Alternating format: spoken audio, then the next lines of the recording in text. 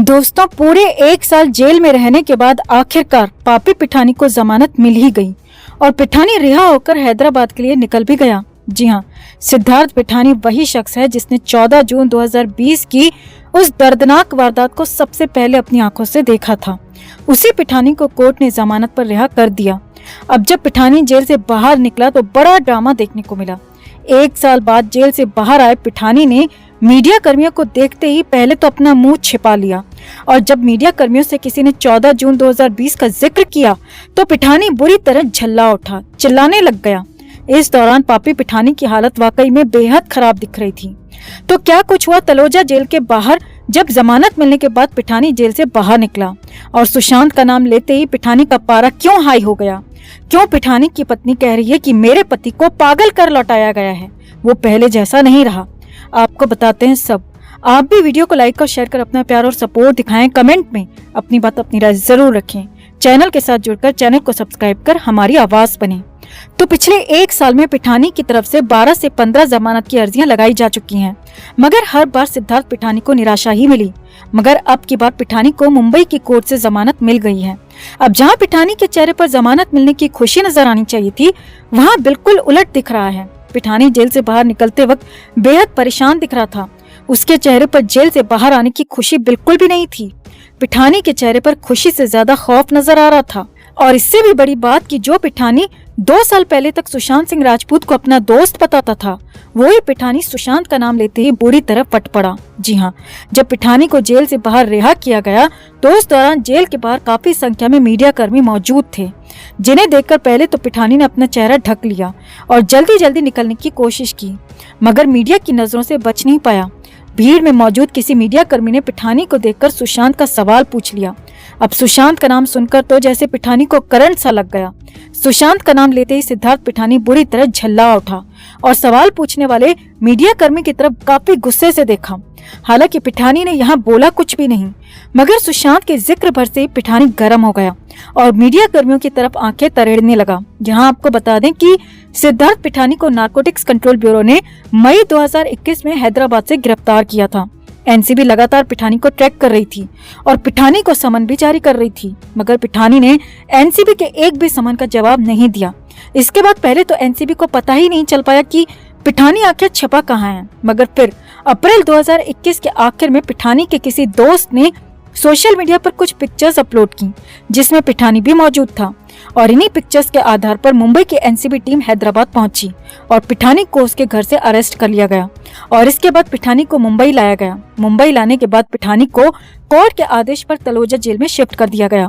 हालांकि पिछले साल जुलाई के महीने में शादी के नाम पर पिठानी को 15 दिन की जमानत मिली थी और कोर्ट की शर्त के मुताबिक जमानत का पीरियड खत्म होते ही पिठानी को जेल में फिर से सरेंडर करना था। और पिछले साल जमानत की अवधि खत्म होने के बाद पिठानी ने तलोजा जेल में फिर से सरेंडर कर भी दिया था और पिछले 1 साल से पिठानी लगातार मुंबई की तलोजा जेल में ही बंद है। अब जाकर पिठानी को खुली हवा में सांस लेने का मौका मिल पाया है। यहाँ आपको बता दें कि पिठानी पर ड्रग की खरीद फरोख्त के आरोप हैं और एनसीबी की हालिया चार्जशीट में भी रिया चक्रवर्ती, शौविक चक्रवर्ती के साथ पिठानी का भी नाम शामिल है। एनसीबी को पूरा शक है कि सुशांत को ड्रग देने के पीछे भी पिठानी का हाथ था और सुशांत के लिए भी ड्रग खरीदी थी। अब जेल से बाहर आते वक्त पिठानी का पारा हाई सबने देखा। जेल के बाहर मौजूद मीडिया कर्मी हालांकि पिठानी का वीडियो या फोटो कैप्चर नहीं कर पाए क्योंकि कोर्ट के बाहर मीडिया कर्मियों के कैमरे को अलाउ नहीं किया जाता, मगर आंखों देखा हाल तो यही सामने आ रहा है कि पिठानी जेल से बाहर आते वक्त बेहद गुस्से में था। पिठानी की हालत बेहद खराब दिख रही थी और सुशांत का जिक्र आते ही पिठानी का पारा हाई हो गया था। इतना ही नहीं, खबरें तो यहाँ तक आ रही हैं दोस्तों कि अपने घर पर पहुंचने के बाद भी पिठानी अजीब अजीब हरकतें कर रहा है। उसकी पत्नी के मुताबिक वो बिल्कुल बदल चुका है, रह रहकर पागलों की तरह हंसने लगता है, चिल्लाने लगता है और फिर रोने लगता है। तो अभी तो ये सिर्फ शुरुआत है दोस्तों, अब इंतजार है तो 12 जुलाई का, जब ये पिठानी एक बार फिर रिया एंड गैंग के साथ सलाखों के अंदर पहुंचेगा।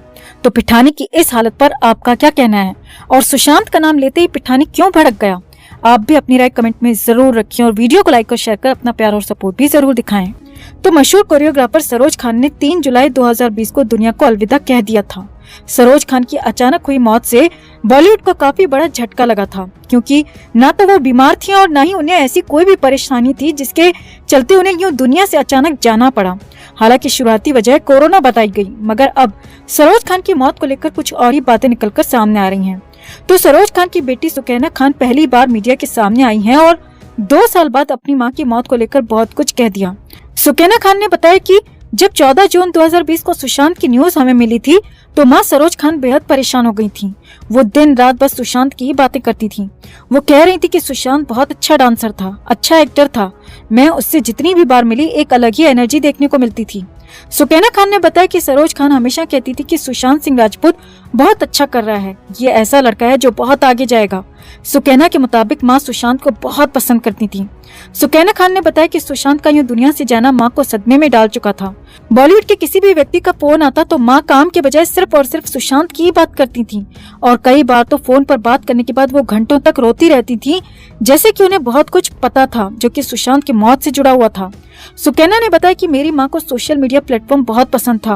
वो अक्सर इंस्टाग्राम और फेसबुक पर अपनी पोस्ट शेयर करती थी, मगर अचानक से उन्होंने सोशल मीडिया से दूरी बना ली थी और उनकी आखिरी पोस्ट भी सुशांत के बारे में ही थी। सुशांत की मौत के बाद मां कभी भी सोशल मीडिया पर एक्टिव नहीं हुई, क्योंकि उसके बाद वो अंदर से बुरी तरह टूट चुकी थी।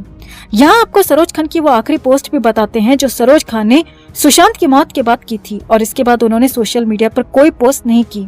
तो सरोज खान ने इंस्टाग्राम पर 14 जून को सुशांत की एक फोटो शेयर कर लिखा था, सुशांत बच्चे, मैंने कभी आपके साथ काम नहीं किया, लेकिन हम कई बार मिले हैं। तुम्हारे साथ ऐसा क्या हुआ? तुम्हें अपने बड़ों से बात करनी चाहिए थी, वो तुम्हें इससे उभरने और खुश रहने में मदद करते। मैं नहीं जानती कि इस वक्त तुम्हारे पिता और बहनों पर क्या बीत रही होगी। भगवान उन्हें इस दर्द और पीड़ा से उभरने की ताकत दे। ईश्वर तुम्हारी आत्मा को शांति दे। मुझे तुम्हारी सभी फिल्में बहुत पसंद हैं। हम तुम्हें हमेशा प्यार करते रहेंगे। Rest in peace. सुकैना ने आगे बताया कि आखिरी बार उन्होंने फोन पर किसी से 24 जून को बात की थी, जिसके बाद वो काफी डरी सहमी रहती थी। वो ना तो हमसे बात करती थी और न ही अपने कमरे से बाहर निकलती थी। वो बीमार नहीं थी, हमेशा बहुत हिम्मत रखती थी, मगर उस फोन के बाद जिस हाल में हमने उन्हें देखा वैसा कभी नहीं देखा। सुकैना खान ने बताया, जिस तरह से पूरी दुनिया सुशांत की मौत की सच्चाई जानना चाहती है, उसी तरह हम भी जानना चाहते हैं कि आखिर हमारी माँ को क्या हुआ था। सुकैना के मुताबिक माँ ज्यादा परेशान रहती थी और खाना पीना भी कम कर दिया था, तो हमें उन्हें मजबूरी में अस्पताल में एडमिट करवाना पड़ा। जब उन्हें अस्पताल में एडमिट करवाया गया तब वो ठीक ठाक हालत में थी, मगर 4 दिन के अंदर उनकी मौत हो गई, जो कि हमारी समझ से परे है। 2 साल बाद भी नहीं समझ पाए कि आखिर हमारी माँ को हुआ क्या था। ये सब हमारे लिए आज भी मिस्टीरियस ही बना हुआ है। अब सुकैना की बातों से साफ है कि सुशांत और सरोज की मौत के बीच कोई तो कनेक्शन है। सिर्फ 19 दिन के अंदर दोनों का यूं अचानक चले जाना वाकई में एक बड़ी त्रासदी रहा है। वैसे भी कई मीडिया रिपोर्ट्स में दावा किया जाता रहा है कि सुशांत की मौत के आसपास कई लोगों की अचानक मौत हुई थी, जिसमें दिशा सालियान का नाम भी शामिल था। तो क्या कोरियोग्राफर सरोज खान की मौत का भी कोई ऐसा ही राज हो सकता है, या फिर सरोज खान की मौत एकदम सामान्य थी? आप क्या सोचते हैं?